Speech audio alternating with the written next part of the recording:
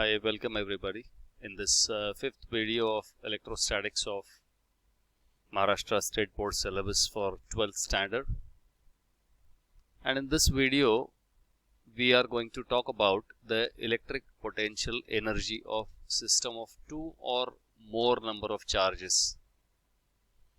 Either charges just placed or even if the charges are placed in some other external electric field. So all kinds of considerations are going to be studied in this. Let's say if I have just two charges, first of all I take into consideration Q1 and Q2 if they are separated by some distance r here.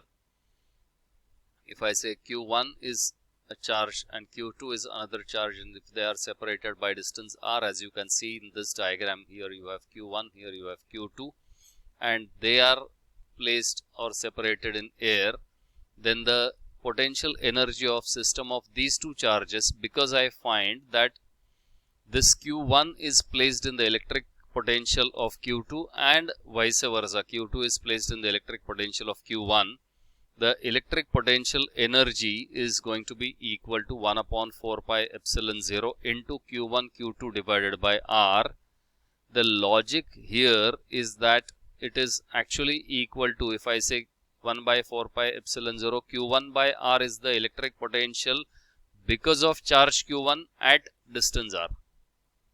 So charge Q2 is placed in the electric field of Q1, and that is why there is a potential energy at that point, and vice versa you can consider. So ultimately, if you just have two charges, Q1 and Q2 separated by distance R, the electric potential energy of system of these two charges is 1 by 4 pi epsilon 0 Q1 Q2 divided by R.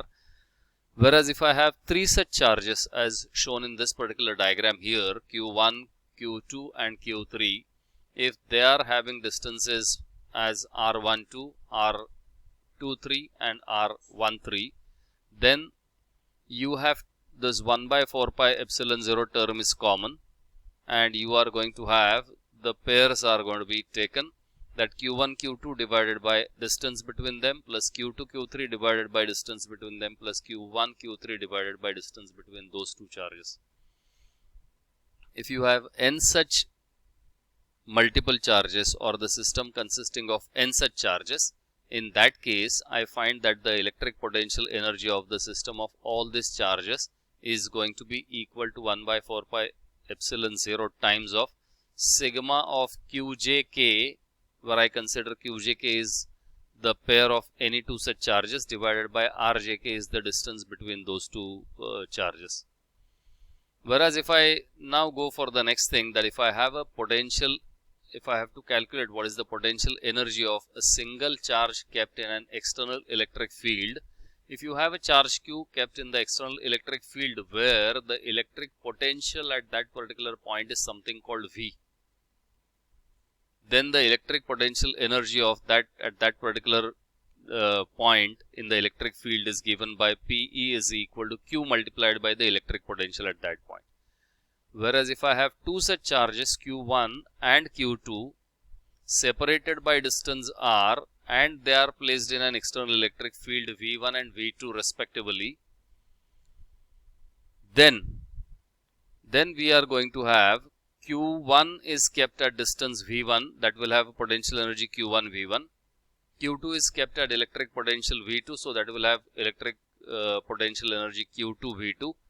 Whereas the two charges Q1 and Q2 between themselves will also have the potential energy given by the earlier equation 1 by 4 pi epsilon 0 Q1 Q2 divided by R. This.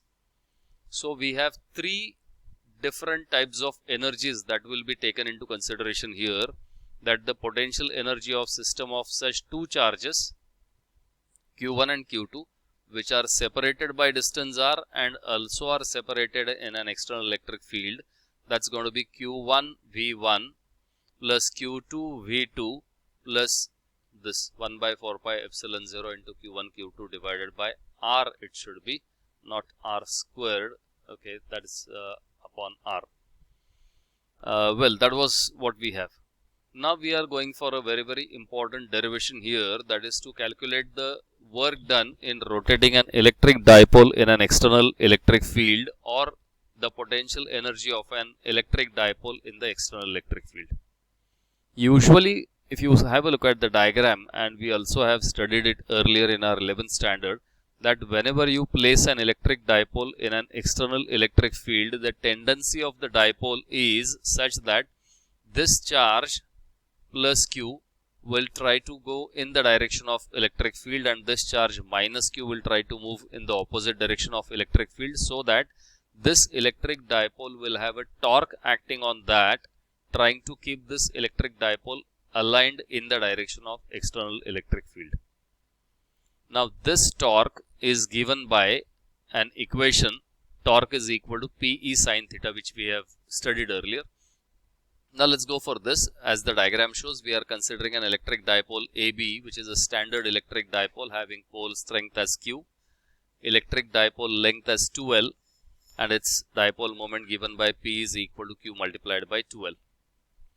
This dipole, if it is kept in the uniform electric field E, making an angle theta with it, then the torque going to act on this dipole is given by torque is equal to Pe sin theta. This is what you have.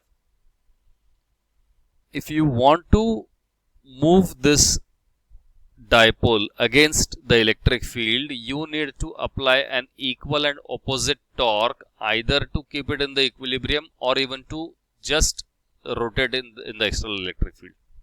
Let's say at this instant of time, I apply this much of torque and let d theta be a very small angular displacement. We call it as infinitesimally small angular displacement, such that the torque is approximately not changing during this angular displacement, and for that dw be the small work done during this angular displacement. Then this amount of work done during this angular displacement is given by dw is equal to torque multiplied by d theta. Then therefore you find that dw is equal to P into E into sin theta d theta. I just have substituted, instead of torque, I have written it as P E sin theta into d theta we have. The total work done, if I am starting from some angle theta 1 and reaching to some other angle theta 2, the total work done, if I have to calculate, I will have to integrate this right hand side from the limits of integration from theta 1 to theta 2. And therefore I find that W is equal to integration of dW is equal to integration from theta 1 to theta 2. It is P E sin theta d theta. As you keep moving this electric dipole inside the electric field, I observe that the electric intensity E and the electric dipole moment P will not be changing. Only theta changes. So theta itself is a variable. So P and E come out of the integration. You have W is equal to P E sin theta d theta. That's what I find. So the integration limits are from theta 1 to theta 2. Then I can just solve this mathematics. Integration of sin theta is minus of cos theta. Limits are from theta 1 to theta 2. I can substitute that value and it will give me that the total work done to rotate this is equal to Pe inside the bracket cos of theta 1 minus cos of theta 2. Now, if this dipole is rotated from its standard equilibrium position, this was from any general angle theta 1 to any general angle theta 2. If my consideration is from the standard equilibrium, means it was already kept in the direction of external electric field and you are trying to rotate it through angle theta. We have got theta 1 in that case is equal to 0 and theta 2 is going to be equal to some other angle theta. Then this equation would become cos Pe, that W is equal to Pe into bracket cos of 0 minus cos theta, where cos 0 is 1, and then the work done is going to be equal to Pe into bracket 1 minus cos theta. If at all my dipole was initially kept perpendicular to the electric field and moved through an angle equal to theta, you will have theta 1 is 90 degree and theta 2 is equal to theta some angle. In that case, you will find that the work is automatically done on the system. So, whatever work we have to do, that comes out to be a negative work, that W is equal to Pe into bracket cos of 90 minus cos of theta, where cos of 90 is equal to 0 and then you get it's only minus of cos theta. That P work done is equal to minus Pe cos theta is the work done on the system in that particular case.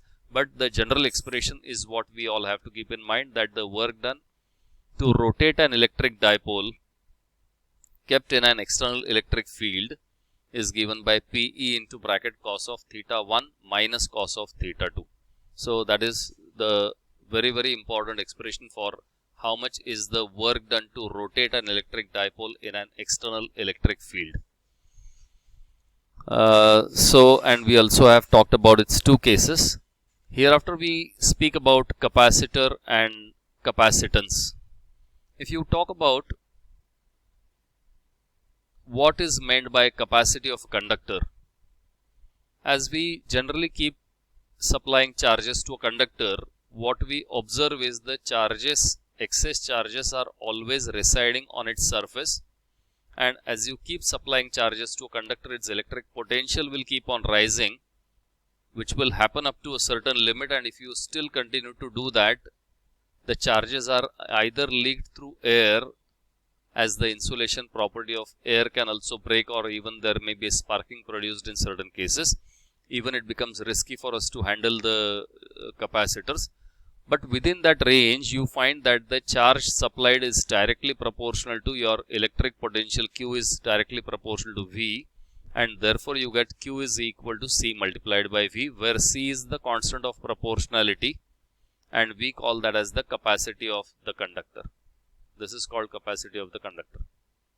Now this capacity is independent of the material of the conductor, and it depends only on the geometrical surface area of the conductor. So it's basically going to depend on the size and shape of the conductor, which will decide what is the surface area available, because greater is the surface area available, you can have greater amount of charges.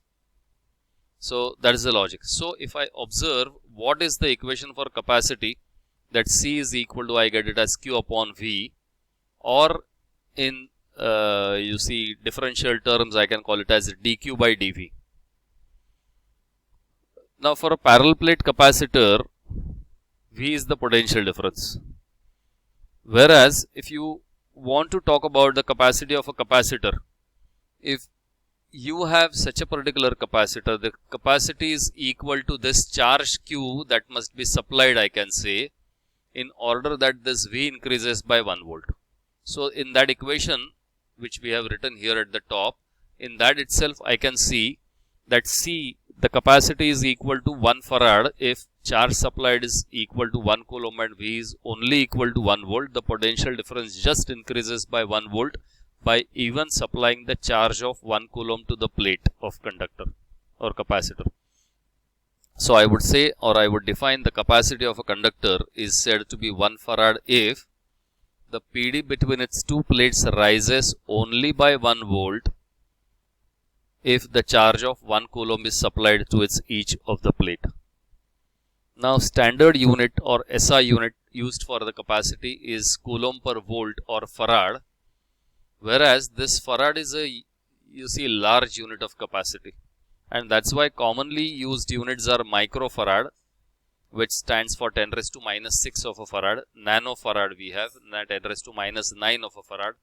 Then we have picofarad, most of the times written also as microfarad, that is 10 raised to minus 12 of a farad. So usually every conductor, as we say, is going to have the capacity to store charges on its surface. But if you want to increase the capacity of a conductor, you must have usually a large size, so that even if you supply more charges, the potential will not rise by a larger amount. Now this exact thing is achieved in the electrical device called as a capacitor. So in the next video, we are going to talk about the principle of working of a parallel plate capacitor. Well, thanks for watching this session 5 of electrostatics.